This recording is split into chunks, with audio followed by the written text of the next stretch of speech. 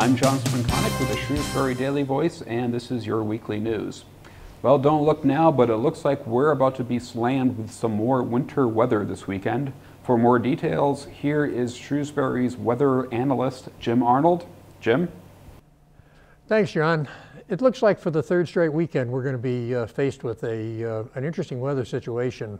We have what could turn into a fairly powerful storm, though not in the league of the first two, which actually developed, each of those actually developed an eye-like feature as they passed east of Cape Cod. This one is not going to be quite as intense, but it's going to present its own set of problems. It's going to be a warmer storm, and that will have consequences for precipitation type and where the greatest snowfall occurs. Right now, I think anything west and north of the Mass Pike and 495 is probably in line for a pretty good snowstorm. We're looking at maybe something maxing out at 8 to 14 inches. And the 14 would come if the storm intensifies and draws cold air into it and we get a lighter, fluffier snow. The 8 if the storm stays warm and we have a kind of wet, sloppy, soupy kind of snow that just sticks to everything. Now, we may get less snow, and the winds in this storm will not be as strong either here or on the coast.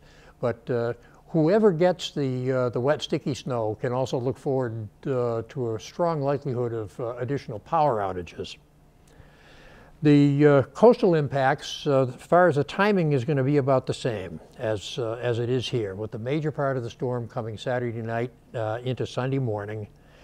They should get quite a bit less. I would suspect that the Cape will be lucky if they get 2 to 4 inches out of this, and it will gradually increase to the coastal plain, maybe 3 to 6, possibly 8 out to 128, and then building up as it gets out west of 495. They too will get a little bit more if the storm becomes colder, and the coast will see winds gusting up to possibly 50 miles an hour, which spells trouble if they do get significant wet, sloppy snow.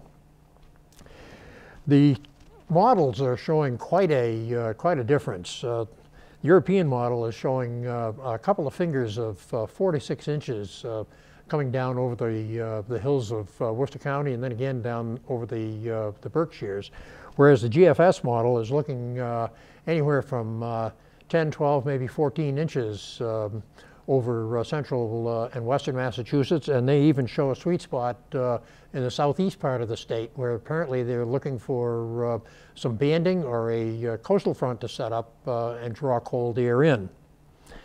Okay, now, is this it? We've been 3 weeks in a row. It's not it. We will get a rainstorm which will present a whole new set of problems on Tuesday night, Wednesday morning. Not a terribly significant storm, but any additional moisture that saturates the snowpack is going to add weight to roofs, and we will be in a situation like we were a couple years ago where roof failures become a possibility. And we're looking at a considerably more important storm, again, about the time of next weekend. So we may have, by next Saturday, we may be looking at 4 in a row. And down the pipeline, we have 1 or 2 more before we're done with this particular pattern. So that's, it's a stormy pattern. It's an interesting pattern for a weather watcher. It's a fascinating pattern. But boy, does it keep you busy. And you can get more weather information by logging onto the Shrewsbury Daily Voice. School Committee Chair Erin Canzano is running for re-election to the board. Canzano, if re-elected, said she will focus on reducing class sizes, restoring electives at the high school, and providing technology throughout the district. Canzano is the latest incumbent to announce her bid for re-election to either the school board or the Board of Selectmen. And for more information on the candidates, you can log on to the Shrewsbury Daily Voice. Patton School's principal is retiring at the end of this school year. We caught up with Jane Wilkin at her office, and here's what she had to say. This is my 29th year working in Shrewsbury. This is my 10th year as principal. I will have worked a total of 39 years in public education. That's a long time. And so I'm looking forward to having a little bit more of my time when I'm not at work being my own, and looking forward to doing some of the things that I enjoy doing more of. I have seen, huge changes in the way that we understand learning difficulties, behavioral difficulties, language difficulties in kids over that time. The schools have done a remarkable job in educating staff and students about how to help kids who learn in different ways. So that would be, I think, the most dramatic change that I've seen. I think teachers are so much better prepared now in terms of understanding how kids learn and how effective they can be in working together to solve problems.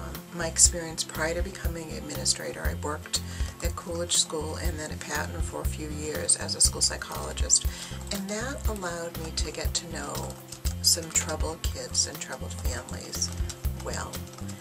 And sometimes I think that the work that I did with the kids and the families didn't make much of a difference because of the challenges that they were facing, but I can think about several children that I feel like I really helped them and really helped their family.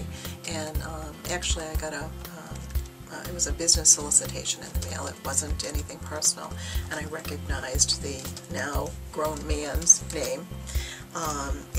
It was a solicitation for some business, so I had an email address, and I emailed him, and I said, are you so-and-so that went to so-and-so school, and he said, I remember you, and I remember the things that we did together, and I really turned out to be very successful, meaning, he had overcome some of the challenges that he had faced and his family had faced. So, when you have those moments, you think, oh, well, I really did make a difference in these people's lives.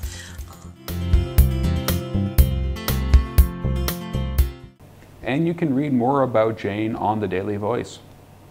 State Representative Matt Beaton has announced his appointments to the committees on which he will serve during the 188th legislative session. Beaton has been assigned to the House Ways and Means Committee, Joint Committee on Environment, Natural Resources and Agriculture, and House Committee on Ethics. You can read Beaton's statement on his committee appointments at the Daily Voice. The Central Mass Health Alliance says kids need to be outside playing during February vacation, but that they need to do it safely. Public Health Director Derek Brindisi said parents should get their kids outdoors for exercise and for some vitamin D, but they need to take the following precautions. Dress in layers, take warm-up breaks if you get too cold. When you sled feet first and away from traffic, and wear protective gear while skating, skiing, or snowboarding. And you can get more details on cold weather safety by logging on to the Shrewsbury Daily Voice.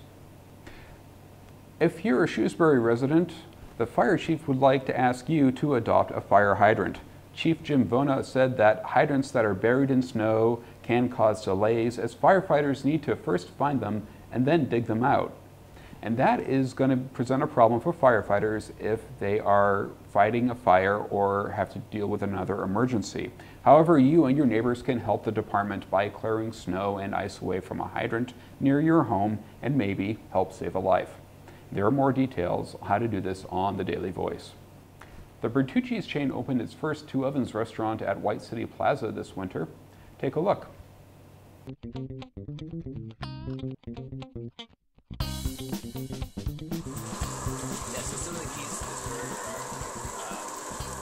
Have a nice hot skillet in your oven. That preheated skillet creates that initial nice sear burner. You can see it. You see that sear? Really get on it? That's what you're looking for. It's very sear. Put some cheese on, and at this point it's just about melting the cheese. So when I go to melt the cheese, I throw the bun in, toast the bun. I love the brioche bun, really tender, actually soaks up some of the juices. Toasting it makes a huge difference too. Top bun gets what's called a smoked paprika aioli. Okay. Bottom bun gets this maple mustard sauce. Made from scratch. Okay. And then I'm a big pickle fan too. These are, there's a company in Wayne, New Jersey called Patriot Pickle, makes an incredible pickle. Okay, so there's burger.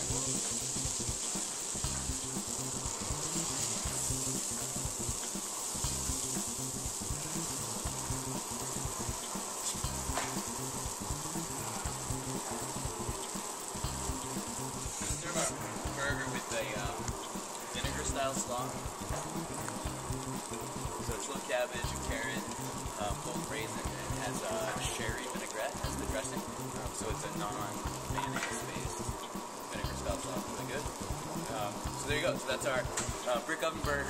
That is a serious looking burger. That is a serious looking burger.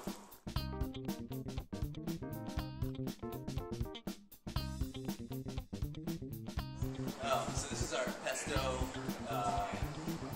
shrimp pizza, goat cheese and roasted peppers. So pesto is the sauce, goes on top of the dough, and then we take brick oven roasted shrimp to go on the pizza. So pecorino romano cheese, and those are sticking the shrimp out that are roasted in the brick oven, and then we cut them in half so that they lay nice and flat on the pizza. Goat cheese. So this literally started as the idea that we were going to sell whole and half pizzas, right? So we were going to have a large 14-inch pizza, and then we were going to have a half pizza. This is sort of like in our minds when we were starting the process. And then as we developed the process, we were like, oh, well, this half pizza is actually a really cool rectangle, and the dome of the oven is hotter than the hearth, right? So by raising the hearth up towards the dome, you're going closer to where the higher it is. We refer to this as making a dance. The quickest we've timed one was at like a minute and like 42 seconds. And it comes out awesome. So what happens when you cook it that quick is you retain all the moisture from the ingredients. If you ever go somewhere and you get a pizza where it takes 10, 12 minutes to cook it, it's dried out. Over here, you bite into our ingredients, you still get the juices. It's just perfect. So we're not cooking cut pizzas here. We want it to look like this. Like I said earlier, we don't want it perfectly round. Now look at that. Explosion of flavors. A symphony of aromas. And you can read more on two ovens at the Daily Voice. Shrewsbury High School's athletic department is on its way toward reaching a $70,000 funding goal thanks to its first major sponsor. Superintendent Joseph Sawyer announced last week that Shrewsbury-based Central One Federal Credit Union is contributing $20,000 to Shrewsbury athletics.